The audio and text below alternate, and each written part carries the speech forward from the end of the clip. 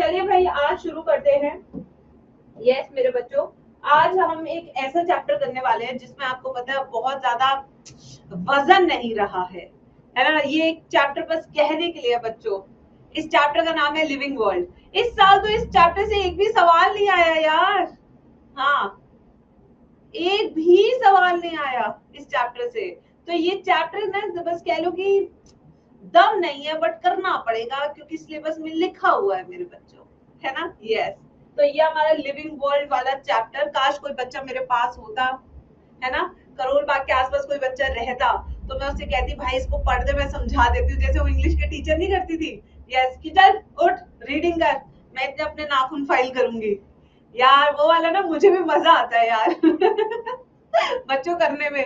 ठीक है, तो चलो भाई आ जाओ भाई, लिविंग वर्ल्ड सब मैम के साथ अपनी एनसीईआरटी निकालेंगे और मैम के साथ पढ़ेंगे। ठीक है, चलो तो आओ शुरू करते हैं। How wonderful is the living world. ये तो हमें पता है कितना वंडरफुल है लिविंग वर्ल्ड, है ना। मेरे बच्चे वंडरफुल, हम वंडरफुल, टीचर इनकी वंडरफुल, है ना, सब वंडरफुल वंडरफुल है। The wide range of living types is amazing. Yes amazing. देखो नेहा की आवाज कितनी अमेजिंग है ना, आलिया कितनी अमेजिंग है, यस सब अमेजिंग है।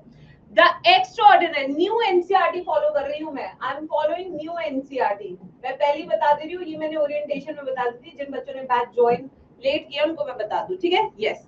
अब आते हैं next. The ordinary habitats in which we find living organisms, be it cold mountain, deciduous forest, ocean, fresh water, deserts, hot spring, leave us speechless। मतलब कहाँ कहाँ नहीं है इंसान। यस, कहाँ कहाँ नहीं है इंसान, हर जगह है इंसान, है ना। कहीं पे भी चले जाओ बेटा इंसान आपको मिलेगा।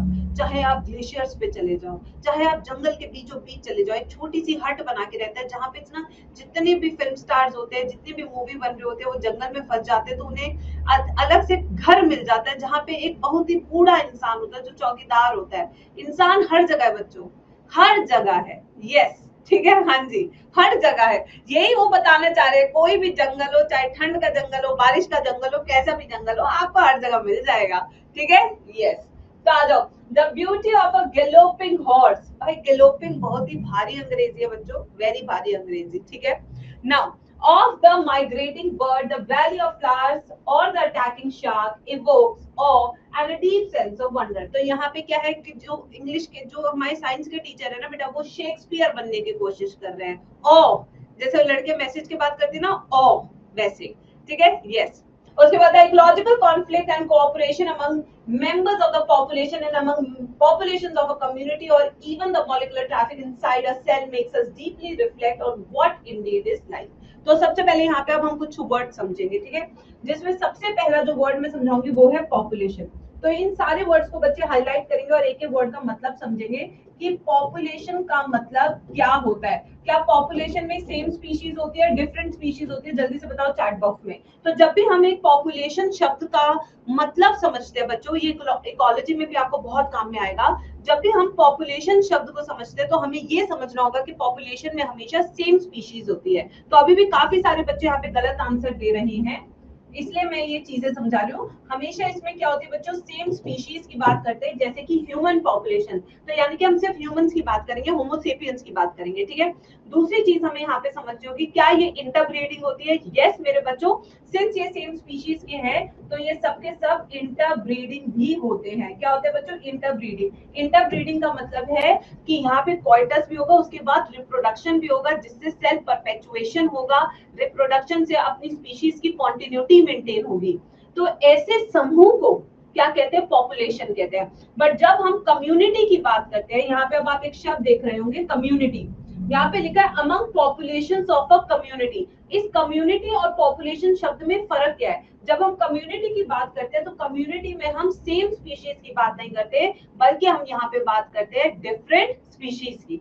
किसकी बात करते हैं बच्चों? यहाँ पे जहाँ पे हम बात करते हैं डिफरेंट स्पीशीज की।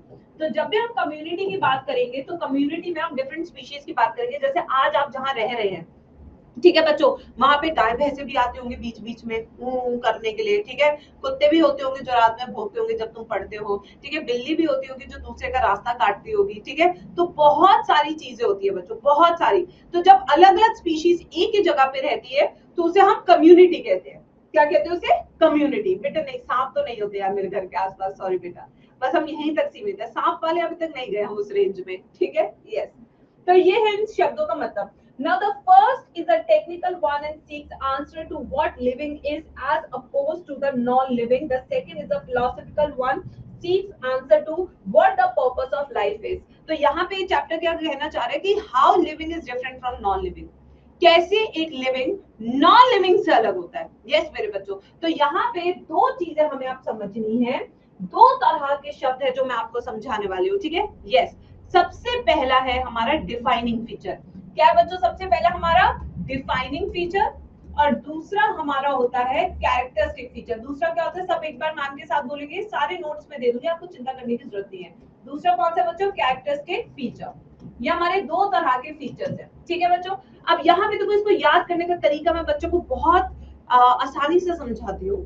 डिफाइनिंग, ड से आपको याद रखना कि कोई डाउट मत रखना इसमें, ठीक है, कोई डाउट नहीं होना चाहिए, मतलब कि विदाउट एनी एक्सेप्शन। तो यहाँ पे नो एक्सेप्शन, एक ऐसा फीचर जो हर लिविंग के पास होगा और कोई भी उसका एक्सेप्शन नहीं होगा। बट कैरेक्टरिस्टिक फीचर्स वो फीचर्स होते हैं जिसमें we have what, doubts, we have exceptions. तो यहाँ पे क्या है बच्चों, यहाँ पे आपको देखने को मिलेंगे एक्सेप्शंस। क्या देखने को मिलेंगे बच्चों, एक्सेप्शंस आपको देखने को मिलेंगे।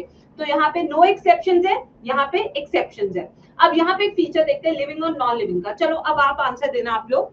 मान लो कि मैंने कहा मेटाबॉलिज्म, मेटाबॉलिज्म लिविंग का डिफाइनिंग फीचर है, कैरेक्टरिस्टिक फीचर है। डिफाइनिंग फीचर में क्या होता है, कोई एक्सेप्शन नहीं होना चाहिए, है ना बच्चों। तो एक ऐसा फीचर हो जाएगा, जल्दी बताओ चैट बॉक्स में, ये डिफाइनिंग फीचर है मेटाबॉलिज्म, यानी कि कोई भी नॉन लिविंग ऑब्जेक्ट में मेटाबॉलिज्म नहीं होता, इसका कोई एक्सेप्शन नहीं है। जैसे कि मान लो कि मेरी ये पानी की बोतल है, ये नॉन लिविंग है। क्यों ये नॉन लिविंग है, why I can say this non living, क्यों मैं इसे नॉन लिविंग कह सकती हूँ, क्योंकि इसके अंदर किसी भी तरह का मेटाबॉलिज्म नहीं हो रहा है, ना ही इसमें क्या हो रहा है, कैटाबॉलिज्म हो रहा है, ना ही इसमें एनाबॉलिज्म हो रहा है। There is no sort of metabolism happening in this non living object, ठीक है। वहीं पे मान लीजिए कि मेरे पास ये एक सिस्टम है जिसे मैं कई बार अपनी वीडियोस बनाती हूँ, ये भी क्या है, ये भी नॉन लिविंग है, क्योंकि इसमें किसी भी तरह का मेटाबॉलिज्म नहीं हो रहा है। तो जब हम ऐसी चीजें कहते हैं, वायरसेस तो आपको बताइए बच्चों, वो तो एक्सेप्शंस है हमारे, है ना, सेल थ्योरी के भी वायरस तो हमारे पूरे पूरे एक्सेप्शन है। तो अगर हम देखो, वायरस को तो हम कंसिडर ही नहीं कर रहे हैं, लिविंग नॉन लिविंग के बीच की दीवार है, वो तो सेल थ्योरी का भी एक्सेप्शन है। तो अगर हम यहाँ पे देखें डिफाइनिंग फीचर के, तो डिफाइनिंग फीचर वो है जिनमें मेटाबॉलिज्म हो रहा है, ठीक है। अब आते हैं कैरेक्टरिस्टिक फीचर। अब कैरेक्टरिस्टिक फीचर में जैसे मान लो कि रिप्रोडक्शन हमने ले लिया। अब रिप्रोडक्शन, क्या सारे लिविंग ऑर्गेनिज्म रिप्रोडक्शन शो करते हैं? आप कहेंगे नहीं यार, मन नहीं है उस वाले कपल का रिप्रोडक्शन करने का, फिर आगे ना, नो एक्सेप्शन आगे ना, जो लिविंग है बट स्टेराइल है, ठीक है, जैसे Klinefelter syndrome, people suffering from Klinefelter syndrome, वो तो नहीं कर सकते रिप्रोड्यूस, बट वो लिविंग होते हैं, है ना। तो यानी कि जो रिप्रोडक्शन है उसमें हमें क्या देखने को मिल रहा है, एक्सेप्शन देखने को मिल रहा है। जैसे ड्रोन्स हो गए, वेरी गुड, जैसे हमारी वर्कर बीज हो गई, स्टेराइल होती है, ठीक है, जैसे कि हमारे ये टर्नर सिंड्रोम फीमेल्स हो गई, मोनोसोमी वाली। तो जब हमारे एक्सेप्शंस देखने को मिलते हैं बच्चों, जब एक्सेप्शंस है तो उसको हम डिफाइनिंग फीचर नहीं कह सकते, कैरेक्टरिस्टिक फीचर बोलेंगे। तो रिप्रोडक्शन लिविंग का क्या है, कैरेक्टरिस्टिक फीचर है। ऐसे अब आते हैं ग्रोथ पे। अब मान लो कि एक क्वेश्चन नीट में आ गया कि ग्रोथ क्या है, डिफाइनिंग फीचर है, कैरेक्टरिस्टिक फीचर है, तब आपका आंसर क्या होगा, क्या होगा, जल्दी बताओ। हाँ जी, यस, क्या होगा, ग्रोथ। अब ग्रोथ क्या है, लिविंग भी शो करता है, नॉन लिविंग भी शो करता है। लिविंग इंट्रिंसिक शो करता है, अंदर से ग्रोथ होती है हमारी, पहले अंदर कैल्शियम डिपॉजिट होगा तब हम बाहर से दिखना शुरू होंगे। वहीं पे नॉन लिविंग की जो ग्रोथ है वो एक्सट्रिंसिक ग्रोथ है। जैसे कि एक माउंटेन की बात कर ले, माउंटेन पे जब स्नोफॉल होती है तो स्नो पर इकट्ठे हो जाती है, जिससे जो उसकी लंबाई है वो बढ़ जाती है, जैसे अमरनाथ में होता है हर साल, ठीक है। तो वहां पे ग्रोथ के एक्सट्रिंसिक है, हमारी ग्रोथ के इंट्रिंसिक है, बट ग्रोथ दोनों शो कर रहे हैं। सिंस दोनों शो कर रहे हैं तो मुझे डिफाइनिंग फीचर नहीं बोल सकती, हमेशा क्या बोलूंगी, उसे कैरेक्टरिस्टिक फीचर बोलूंगी, ठीक है बच्चों। तो यहाँ पे दो तरह के हमारे वर्ड्स आते हैं, डिफाइनिंग एंड कैरेक्टरिस्टिक फीचर। बस अब आते हैं डाइवर्सिटी पे। अब आ जाओ, diversity in the living world. Now what is the meaning of diversity, क्या मतलब है डाइवर्सिटी का, हर एक छोटे शब्द का मतलब हम समझेंगे, ठीक है। यस, क्या मतलब है डाइवर्सिटी का, यस, आ जाओ। तो अगर हम यहाँ पे डाइवर्सिटी की बात करें, लेट्स टॉक अबाउट डाइवर्सिटी। तो डाइवर्सिटी का मतलब क्या होता है, the number of different species living in an area. क्या होती है डाइवर्सिटी, कितनी ज्यादा अलग अलग स्पीशीज एक जगह पे रह रही है उसे हम बोलते हैं डाइवर्सिटी। ठीक है, तो ये क्या बच्चों, ये हमारी number of different species living in an area. कितनी नंबर ऑफ डिफरेंट स्पीशीज है जो एक एरिया में रह रही है। तो अब अगर हम देखें क्वेश्चन, मान लीजिए कि एक ट्रॉपिकल रेन फॉरेस्ट है और एक डेजर्ट है, तो डाइवर्सिटी कहाँ ज्यादा देखने को मिलेगी आपको? अब ये बताइए जल्दी से चैट सेक्शन में, कहाँ ज्यादा देखने को मिलेगी? बताओ जल्दी से चैट सेक्शन में। चलो एवरीवन, यस, बच्चों का अपने आप आंसर आ गया क्योंकि उन्हें शब्द समझ में आ गया। डाइवर्सिटी का मतलब है कितनी डिफरेंट तरह की स्पीशीज है।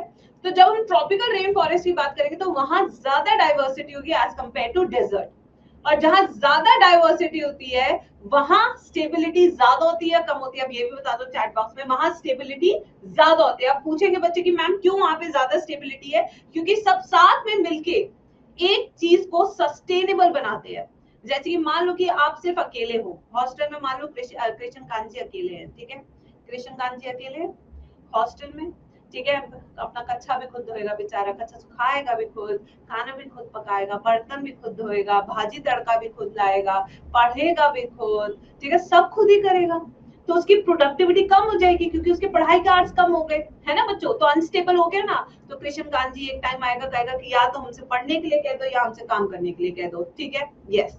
अब वहीं पे आते दूसरे केस पे, अब यहाँ पे आती है हमारी अलीश। अलीश बर्थडे घर की लड़की है, ठीक है। अब अलीश बर्थडे घर की लड़की है तो वो क्या है, उसको सब कुछ मिल रहा है, वो बोलती है मम्मा कॉफी, तो उसकी मम्मी कॉफी बना के लाती है तुरंत से। वो कहती है कि मम्मा वो आज जाना है वो मॉक टेस्ट देने के लिए, तो मेरे ड्रेस कोड के हिसाब से तैयार है ना कपड़े, जो टीचर ने बोला था गरीब बन के जाना है मम्मी आज मुझको। यस, तो उसकी मम्मी स्पेशली कपड़े लाई, है ना। तो सारा अब यहाँ पे है। अब यहाँ पे जो उसकी प्रोडक्टिविटी आवर्स की वो ज्यादा होनी चाहिए बच्चों।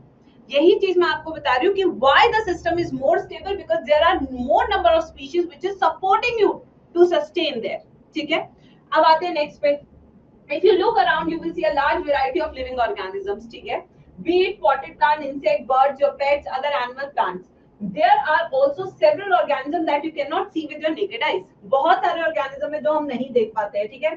If you want to increase the area that you make observation, the range and the variety of organisms that you see would increase. तो ये वाली जो चीज है, इससे कुछ चीज आपको याद आ रही है?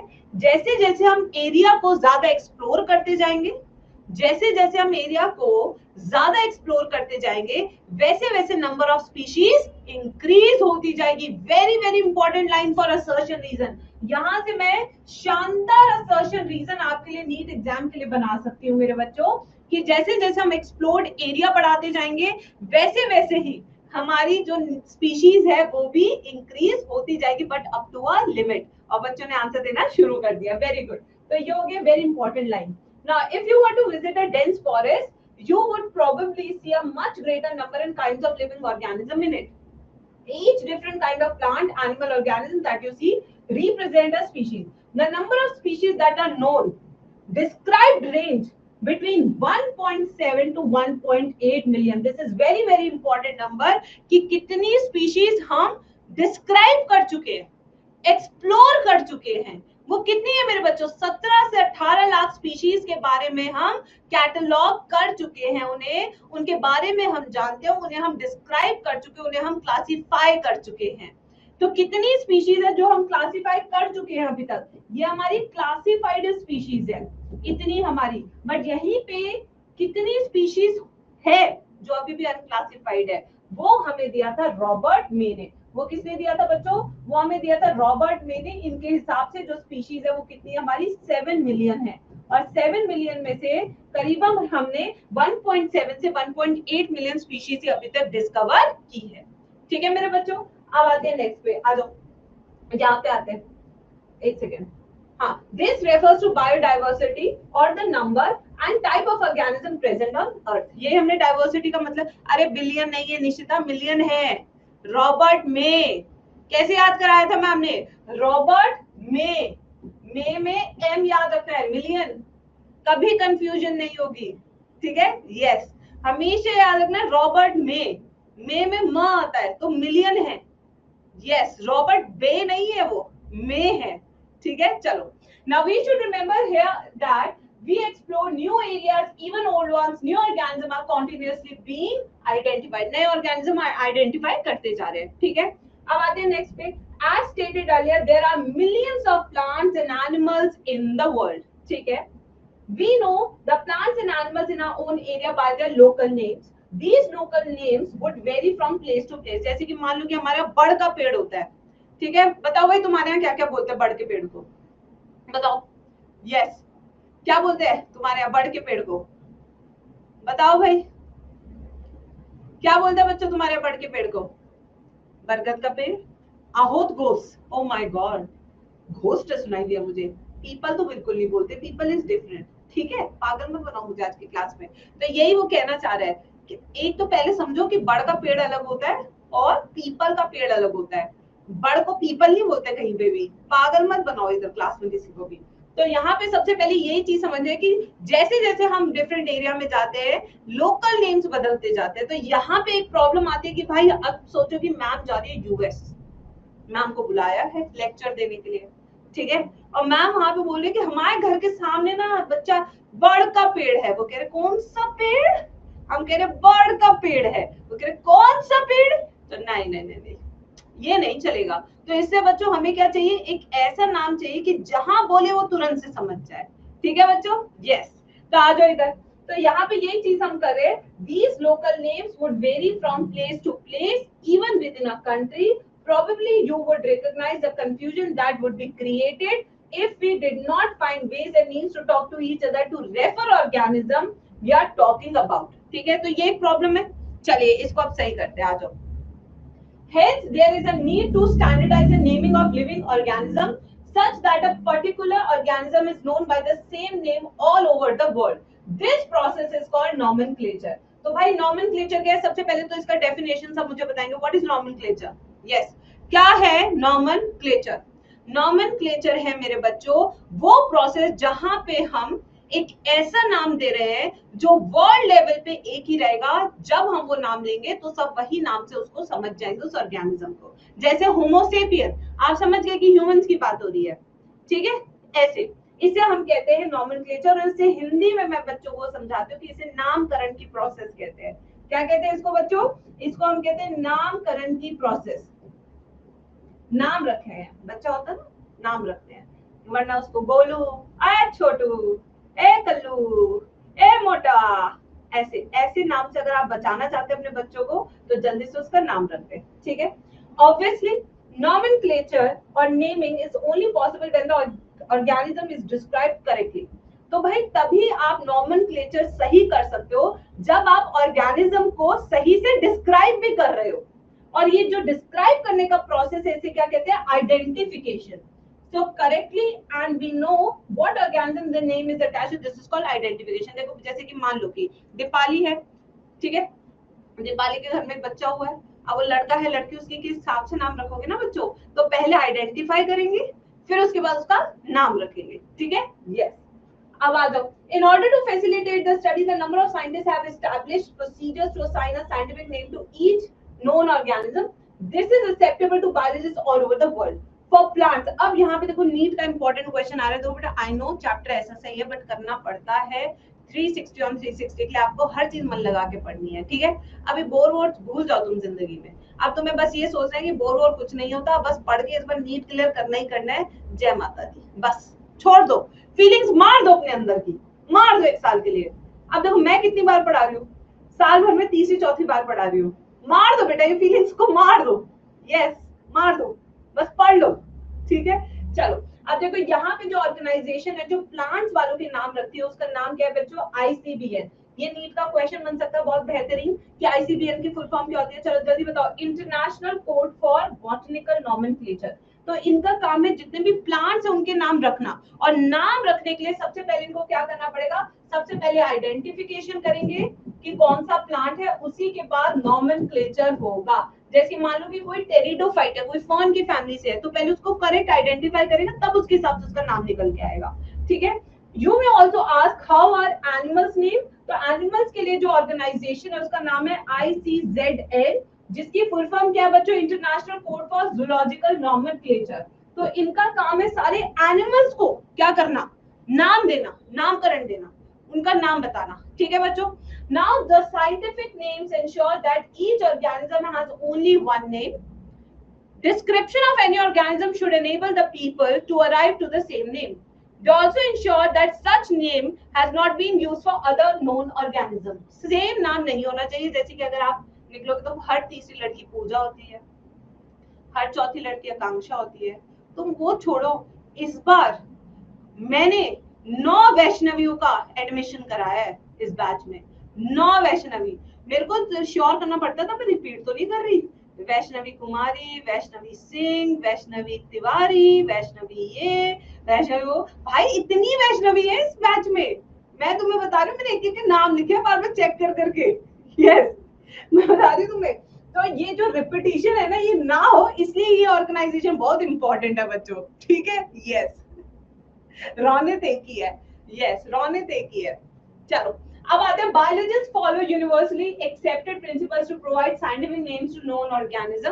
ठीक है, आपको पता है बाइनोमियल नोमेनक्लेचर किसने दिया था बच्चों? बाइनोमियल नोमेनक्लेचर किसने दिया था? यस, कैरोलस लिनेरियस ने। ठीक है, इन्होंने नोमेनक्लेचर दिया था।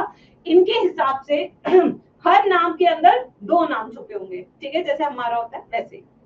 एक होता है जेनरिक नेम और दूसरा होता है बच्चों स्पेसिफिक एपिथेट। ठीक है, और इस सिस्टम को हम कहते हैं बाइनोमियल नोमेनक्लेचर। और ये किसने दिया था? कैरोलस लिनेरियस ने दिया था। ये 4 इंपॉर्टेंट क्वेश्चन आपको मैंने मार्क करके दे दिए जो इस चैप्टर से बन सकते हैं। ठीक है, the naming system using a 2-word format was found convenient. Let us take the example of mango to understand the way of providing scientific names better. The scientific name of mango is Mangifera indica, जिसका अभी समय आ चुका है। ठीक है, yes, बढ़िया से समय आ चुका है। मैम और कितनी गर्मा है? एक भी गर्मा ने एडमिशन नहीं लिया यार, एक भी नहीं लिया। Yes, now let us see how it is binomial name. In this name, Mangifera represents the genus, while indica represents the species or a specific epithet. Other universal rules of nomenclature are as follows. भाई ये nomenclature के rules है। ठीक है, एक बार इसको read लगा लेते हैं। ठीक है, आ जाओ। Biological names are generally in Latin. Why Latin? कोई आंसर दे सकता है? क्यों लैटिन में है? क्यों हिंदी में नहीं है? क्यों संस्कृत में नहीं है? क्यों पंजाबी में नहीं है? क्यों इंग्लिश में नहीं है? यस, क्यों रशियन में नहीं है? क्यों जर्मन में नहीं है? Why Latin? Because it's a dead language. मर चुकी लैंग्वेज है, तो किसी को ऐसा नहीं लगता यार इंग्लिश में ले रहे हैं, है ना, बगावत नहीं होती, फिर डेड लैंग्वेज है। रिटन इन इटैलिक्स, इटैलिक्स में लिख रहे हैं यानी कि थोड़ा सा टेढ़ा करके लिख रहे हैं, जब आप कंप्यूटर से करेंगे।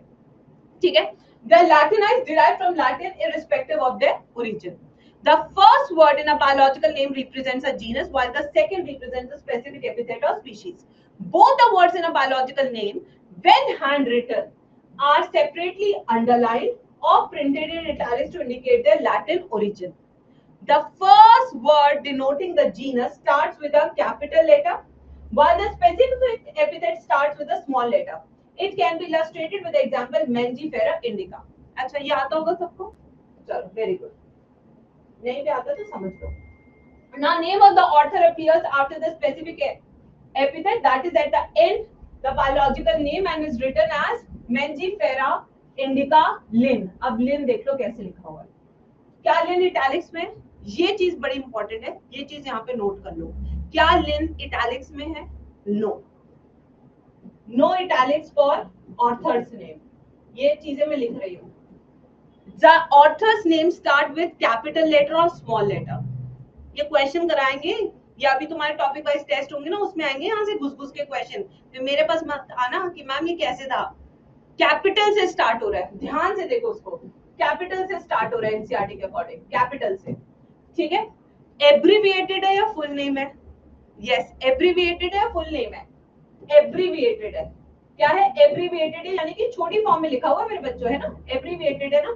अब नाम मतलब कि उसका सरनेम लिखा है या उसका नेम है? उसका नाम था कैरोलस लिनेरियस, बट यहाँ पे लिन लिखा है, यानी कि आप ऑथर का एक्चुअल नेम नहीं सरनेम यूज करोगे हमेशा। ये भी चीज नोट करने वाली आपको। हमेशा क्या यूज होगा उसका? सरनेम यूज होगा हमेशा। क्या यूज होगा? सरनेम। ये 4 चीजें आपको नोट करनी है। जैसे कि मान लो कि इसमें क्वेश्चन आ सकता है, ये देखिए, कौन सा इसमें से नाम सही है? चलो मान लो कि मैं यहाँ पे बना के देती हूँ तुम्हें, ठीक है।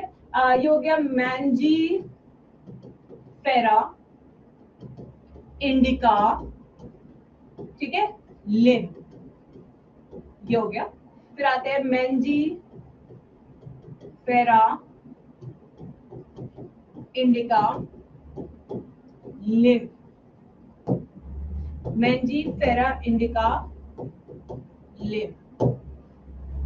आप बताओ कौन सा बेस्ट आंसर होगा?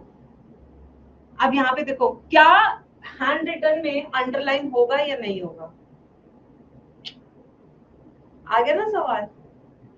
समझ रहे हो बात को मैं क्या कह रही हूँ? हैंड रिटन में अंडरलाइन होगा या नहीं होगा? फंस गए ना? तो यहाँ पे आपको याद रखना है, जब हम हैंड रिटन लिखेंगे तब अंडरलाइन नहीं होगा ऑर्थर का नाम। इसका आंसर 3 होगा, 3। समझ में लग गया? Very important. चलो अब आ रहे हैं आगे, अब आगे चलते हैं, ठीक है। समझ में आ गया सबको? किसी को कोई दिक्कत तो नहीं है इसमें कैसे करना है? चलो अब आ जाओ। अब आ रहे हैं हम नेक्स्ट पे। यहाँ पे ये तो हमने कर लिया। अच्छा, now since it abbreviated, it indicates that this species was described by Linnaeus, ठीक है, okay. Now since it is nearly impossible to study all the living organisms, it is necessary to devise some means to make this possible. This process is called classification. तो बेटा classification, अभी आपको पता है हम plant kingdom पढ़ेंगे, अभी हम एनिमल किंगडम पढ़ेंगे, और दोनों में सबसे पहले क्लासिफिकेशन चलता है। क्लासिफिकेशन क्या है? कुछ ऐसे बेसिक फीचर्स है जिसके बेसिस पे हम डिवाइड करते हैं। जैसे मान लो कि ये क्लास है, ठीक है। आप ना बेटा इंस्टीट्यूट में पहले क्या होता था, पहले मैं ऑफलाइन इंस्टीट्यूट में पढ़ाती थी, ठीक है। वहां मैं बताती हूँ तुम्हें क्लासिफिकेशन कैसे होता है, बड़ा सही तरीका बताती हूँ तुम्हें। मैं बहुत ही फेमस एक ऑफलाइन इंस्टीट्यूट में पढ़ाती थी, ठीक है। एंड ओ सॉरी, एक एग्जाम होता था, ठीक है, ऑल इंडिया लेवल का एग्जाम, ठीक है, यस। अब उस एग्जाम में जो टॉपर बच्चे होते थे, जिनकी 1 से लेकर 1000 रैंक आ रही हो, उनको पहले अलग कर लिया जाएगा। उन्हें भेजा जाएगा पूरे इंडिया के टॉप टीचर्स के पास, उनका खर्चा उठाया जाएगा, उनकी फीस उठाई जाएगी, ठीक है बच्चों। यस, पूरा प्रॉपर सिस्टम बना रखा है इस चीज का, ठीक है। अब ये हो गया classification on the basis of marks. और जिन बच्चों के मार्क्स अच्छे नहीं आए हैं, उन्हें ना स्कॉलरशिप मिलेगी ना कुछ मिलेगा, और उन्हें टीचर्स भी अच्छे नहीं मिलेंगे, उनको फिर बाकी के बैचेस में डाला जाता है, ठीक है। उनपे मेहनत भी नहीं होती, बस एक चीज सिखाई जाती है टीचर को, इनका सिलेबस कंप्लीट कराना है, दैट्स इट। सिर्फ सिलेबस कंप्लीट कराना है, इसके अलावा कुछ नहीं करना है ये। और जो टॉपर बच्चा उसे प्रैक्टिस भी कराएंगे बिठा के, यस, रात रात दिन भर प्रैक्टिस कराएंगे, फोन पे टीचर, अच्छा बोल मेरे बच्चे तेरे को क्या करना है, यस, पूरा फुल फुटेज मिलेगा। क्यों? क्लासिफाइड है कि हमारे टॉपर्स हैं, ये हमारे मनी मेकर्स हैं। That's a sad reality, I know, that's a very sad reality. अच्छे टीचर तक तो बच्चा पहुंच ही नहीं पाता है, अच्छे टीचर तक बच्चा कभी पहुंच ही नहीं पाता है पढ़ने के लिए, क्योंकि उनके पास सिर्फ और सिर्फ वो बच्चे होते हैं जो ऑलरेडी टॉपर बच्चे होते हैं। वही बच्चे ऑल इंडिया रैंक 1 और ऑल इंडिया रैंक 2 लाते हैं, जिसको हम देखते हैं और हम सोचते हैं कि हम भी लाएंगे, बट ना आपके पास वो टीचर्स होंगे, ना उनके पास इतना टाइम होगा, ना ही वो प्रैक्टिस होगी, आपको छोड़ दिया जाएगा। This is the classification. यही क्लासिफिकेशन यहाँ पे भी हो रहा है, ऑन व्हाट बेसिस? मार्क्स के बेसिस पे, सारा का सारा, यस, यही ट्रुथ है बच्चों। हाँ जी, ठीक है, चलो आ जाओ। तो ये चीज है। तो classification is a process by which anything is grouped into convenient categories. देख लो अंग्रेजी में ये लिखते हैं कन्वीनिएंट कैटेगरीज, अपने हिसाब से कैटेगरीज, मतलब क्लासिफिकेशन कर रहे हैं हम अपने हिसाब से, अपनी कैटेगरी बना दे रहे हैं अपने हिसाब से। यानी कि ये देखो कन्वीनिएंट कैटेगरी का मतलब क्या है, अपने हिसाब से हम कैटेगराइज कर रहे हैं कि हम इसको इसमें डालना चाहते हैं, इसको हम उसमें डालना चाहते हैं, ठीक है। Based on some easily observable characters. Observable characters यहाँ पे क्या? मार्क्स, कि अच्छा तेरे इस वाले में अच्छे नंबर आए, आजा आजा आजा, तू तो इधर ही आएगा, तू और कहीं नहीं जाएगा। तो ये क्या है? द एंटायर, सबसे पहले हमें ये चीज समझनी होगी, the entire classification based on something which is visible. Visible is morphological characters. तो क्लासिफिकेशन का कहीं ना कहीं आधार क्या हो जाता है बच्चों? Morphological characters. क्या हो जाता है कहीं ना कहीं आधार क्लासिफिकेशन का? Morphological characters. ये पूरा उसी के ऊपर बेस्ड है मेरे बच्चों, ठीक है। यस, पूरा का पूरा उस पर बेस्ड है। अब आते हैं नेक्स्ट पे बच्चों। ना ये हमने कर लिया observable characters. Now, for example, we easily recognize groups such as plant or animal or dog, cat, insect. The moment we use any of these terms, we associate certain characters with the organism in that group. What image do you see when you think of a dog? भाई कुत्ते का नाम सुन के तुम क्या सोचते हो? अपने एक्स के बारे में नहीं सोचना है. कुत्ते का अगर सुनेंगे तो कुत्ते के बारे में ही सोचना है. बाबा बाबा बाबा, बड़े बड़े दांत है, सलाइवा, यस बाबा बाबा, यस. ठीक है. Obviously, each one of you will see dogs and not cats. ठीक है. Now, if you were to think about Alsatians, ठीक है, we know that we are talking about, and similarly, suppose we are talking about mammals. तो mammals में mammary glands होंगे. ठीक है. Yes, mammals के पास क्या होंगे? External ears and body hair. Likewise, in plants, if we talk to wheat, wheat monocot है, dicot है? क्या है? monocot है, dicot है? क्या है? क्या समझ में आता है? wheat, triticum, estivum. wheat क्या है? कौन सी फैमिली से बिलोंग करता है? ग्रामिनी फैमिली से बिलोंग करता है. यस, ये सारे नीट के क्वेश्चन हैं जो अब आपने पढ़ने एक्स्ट्रा फैमिलीज में. wheat हमारा मोनोकॉट है, ट्रिटिकम एस्टिवम है. कौन सी फैमिली को बिलोंग करता है? ग्रामिनी फैमिली, जिसका दूसरा नाम क्या है? पोएसी फैमिली, ग्राम फैमिली से बिलोंग करता है ये. ठीक है. Yes, the picture in each of this mind will be of wheat plant, not of rice plant. ठीक है. Hence, all these dogs, cat, mammals, wheat, rice, plant, animal are convenient categories we use to study organisms. These, the scientific term for these categories taxa. तो क्या मैं कह सकती हूँ category ही taxa है? क्या मैं कह सकती हूँ कैटेगरी ही टैक्सा है मेरे बच्चों? इस लाइन को, इस अंग्रेजी की लाइन को अगर मैं सिंप्लीफाई करूँ अपने देसी बच्चों के लिए, तो क्या मैं कह सकती हूँ कि कैटेगरी ही टैक्सा है? एल्स्टेनियंस क्या है? Google, Google. 4 पैरों वाला जीव है. अब बता मैं तुझे इमेजिन कैसे करूं? मैं इमेजिन कैसे करूं? ठीक है. क्या कह सकते हैं? यस और नो? बिल्कुल बच्चों, कैटेगरी को ही हम टैक्सा कह सकते हैं. ठीक है. अब आते हैं नेक्स्ट पे बच्चों. Now similarly, animals, mammals, dogs are also taxa, but you know that dog is a mammal and mammals are animals. Therefore, animal, mammals, dogs represent taxa at different levels. ठीक है. क्या गूगल करना? Alstanians. चलो भाई, अब आते हैं सबसे इंपॉर्टेंट पैराग्राफ पे जो इस चैप्टर के है. इस चैप्टर में सबसे कोई मुझे लगता है कि इंपॉर्टेंट पैराग्राफ है जहां से मैं अच्छे सवाल बना सकती हूँ, तो वो ये वाला पार्ट है. ठीक है. यहाँ से बहुत अच्छे असर्शन रीजन बनते हैं प्रैक्टिस के लिए. तो ये वाला फोकस से पढ़ लो, बाकी तो पूरा चैप्टर बहुत ही इजी है बाकी का. ठीक है. Hence, based on the characteristic, all living organisms can be classified into different taxa. This process of classification is called taxonomy. So, what is taxonomy? क्या है taxonomy? The classification of living organisms is called as taxonomy. वापस से बोल दो, क्या होती है taxonomy?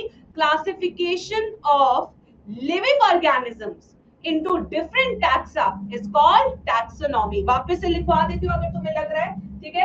Classification of living organisms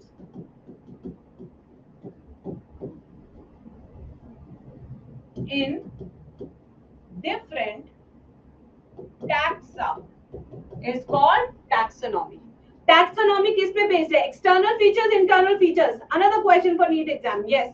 So external and internal structure along with the structure of cell, development, process, ecological information of organism are essential and form the basis of modern taxonomic studies. तो ये तो होगी taxonomy.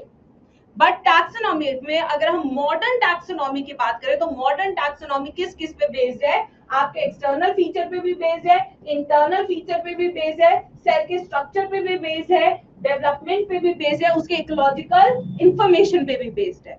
ठीक है बच्चों. Hence, characterization, identification, classification, nomenclature are the process of the basic taxonomy. तो taxonomy में कौन कौन से स्टेप्स आते हैं?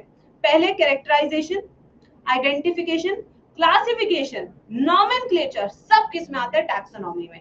Taxonomy is nothing new.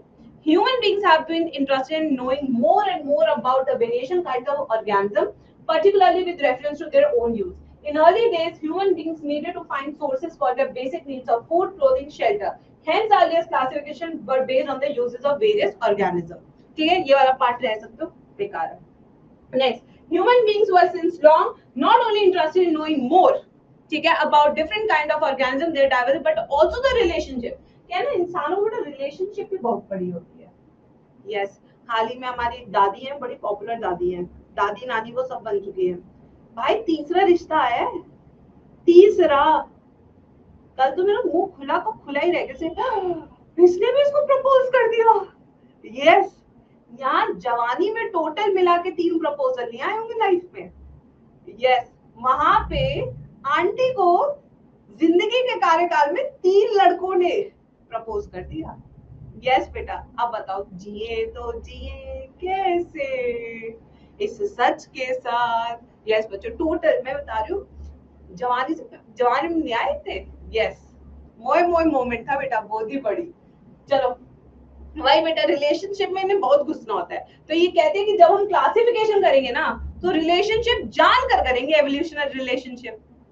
तो जब हम एवोल्यूशन भी ऐड करते हैं क्लासिफिकेशन के प्रोसेस में, तब ये टैक्सोनॉमी नहीं रह जाता, बल्कि क्या बन जाता है मेरे बच्चों, ये तब ये बन जाता है सिस्टमैटिक्स। क्या बन जाता है ये? सिस्टमैटिक्स। और सिस्टमैटिक्स भी किसने दिया था? कैरोलस लिलेनियस ने ही दिया था। ठीक है बच्चों, यस। और ये जो वर्ड है सिस्टमैटिक, ये भी लैटिन वर्ड से डिराइव होता है, जिसका नाम है सिस्टमा।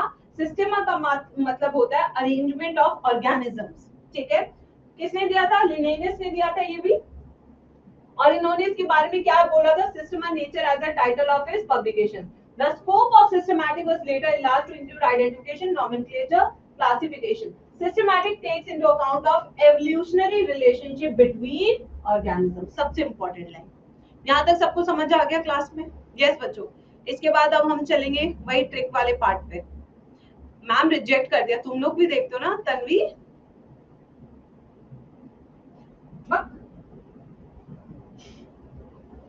सब देखते हैं भाई, सब देखते हैं। मैंने तो हॉटस्टार का सब्सक्रिप्शन ही इसलिए ले रखा है, बताओ 800 रुपए खर्च करके हूँ मैं। यस मेरे बच्चों,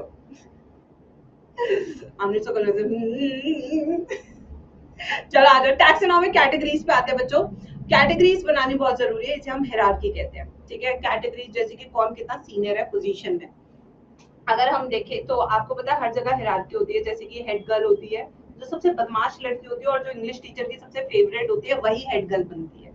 ठीक है, और जो अच्छे बच्चे होते हैं, जो कुछ नहीं करना चाहते लाइफ में, उन्हें प्रिफेक्ट बना देते हैं कि चल भाई तू जाके वॉलंटियर, बस जाके देख दुनिया को कैसा चल रहा है कैसा नहीं चल रहा है, बस बच्चों वही हो रहा है। ठीक है, तो यहाँ पे भी हायरार्की है, इसे हम कहते हैं टैक्सोनॉमिक हायरार्की, जिसके अंदर कैटेगरीज है बहुत सारी। और ये कैटेगरीज को याद करने का एक बहुत ही अच्छा टेक्निक है, कीप पॉट क्लीन और फैमिली गेट सिक।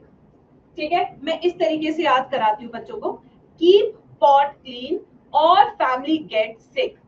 K से किंगडम, P से फाइलम, C से क्लास, O से ऑर्डर, F से फैमिली, G से जीनस, S से स्पीशीज। बस आपने ये चीज जरूर याद रखनी है। अभी जब आप टॉपिक वाइज टेस्ट करेंगे तो उसमें ये सब चीजें बहुत पूछेगा। ठीक है, अब आते हैं यहाँ पे taxonomic categories hierarchy can be illustrated bye an example of insect. ठीक है, अभी इसका एग्जांपल करेंगे, don't worry. Taxonomic studies of all known organisms have led to the development of common categories. वही आ गई, keep pot clean और family get sick. All organisms, including those in the plant animal kingdom, have species as the lowest category. तो सबसे lowest category कौन सी है बच्चों? कौन सी है lowest category? Species. Highest category कौन सी है? Kingdom. और इस टाइम पे कितने kingdom है बच्चों?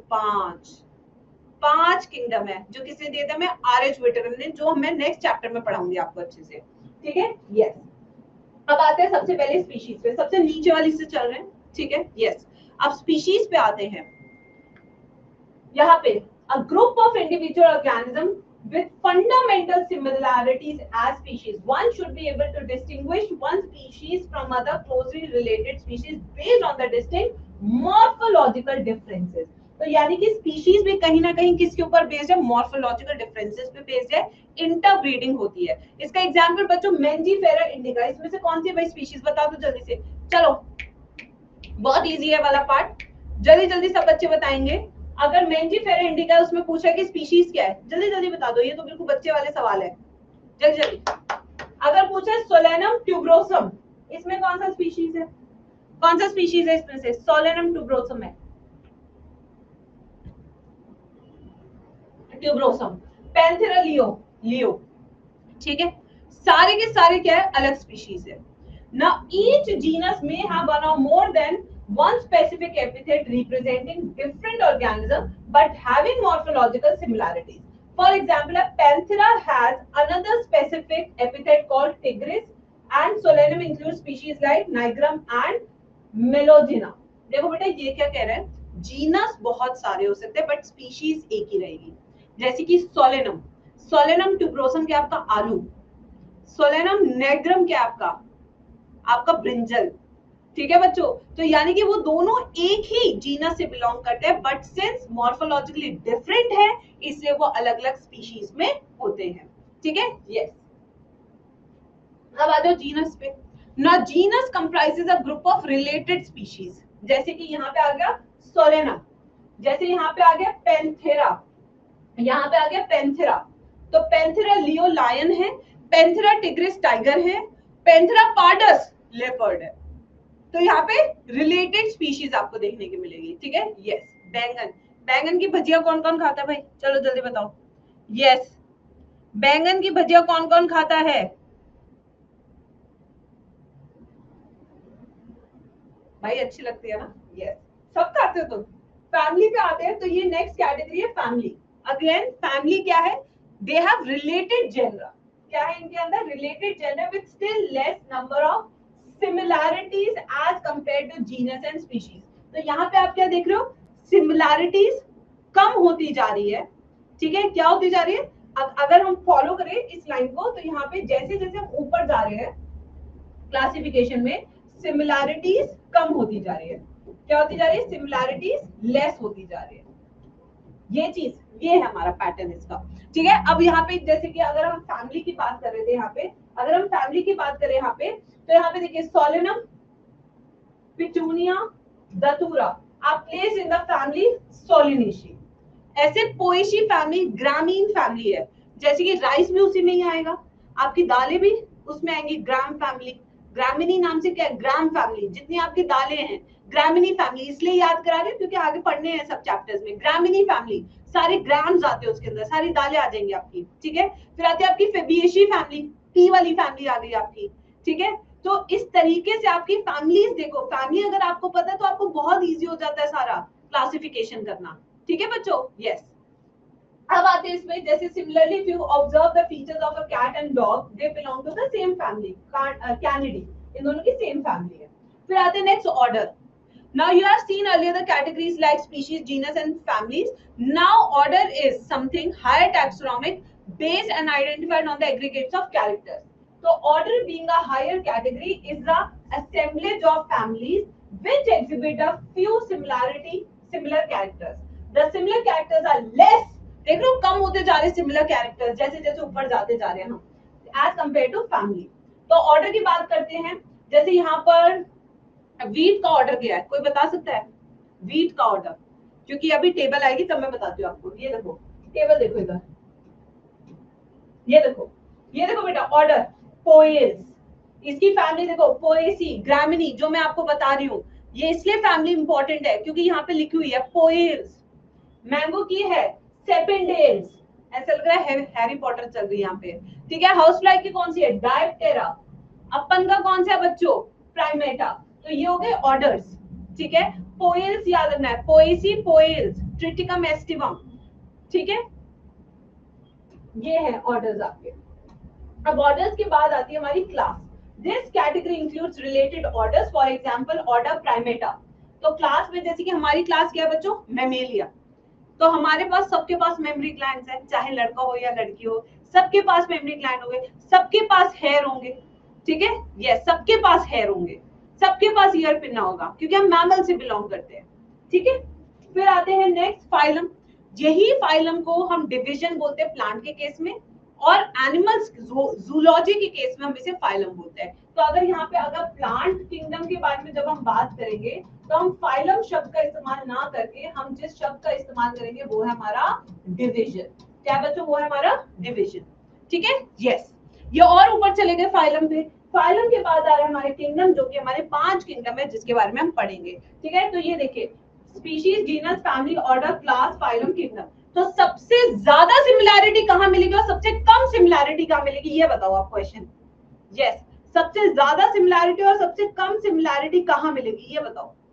तो सबसे ज्यादा लो सिमिलैरिटी या लेस सिमिलैरिटी देयर होगी और मैक्सिमम सिमिलैरिटी आपको देखने को मिलेगी स्पीशीज लेवल पे। ठीक है, हाँ ये समझ में आ गया, इंपॉर्टेंट है ये। चलो, look at the hierarchy. Can you recall the basis of arrangement? Say for example, if you go higher from species to kingdom, the number of common characters goes on decreasing. Similarities कम होती जा रही है, ये लिखा है हमने भी। Lower the taxa, more are the characters that are members within the taxon share. Higher the category, greater is the difficulty to determine the relationship to the other taxa. तो ज्यादा सिमिलैरिटी कहाँ मिलेगी? स्पीशीज लेवल पे। कम similarities कहाँ देखने को मिलेगी आपको? किंगडम लेवल पे। ठीक है, यस। चलो, हेडफोन लगा के मेरी क्लास किया करो बच्चों, मैं तो हमेशा तुम्हें बात बोलती हूँ। यस, ये है चैप्टर फिनिश। चैप्टर बहुत आसान था, ये आपको भी, ये आप जानते हैं।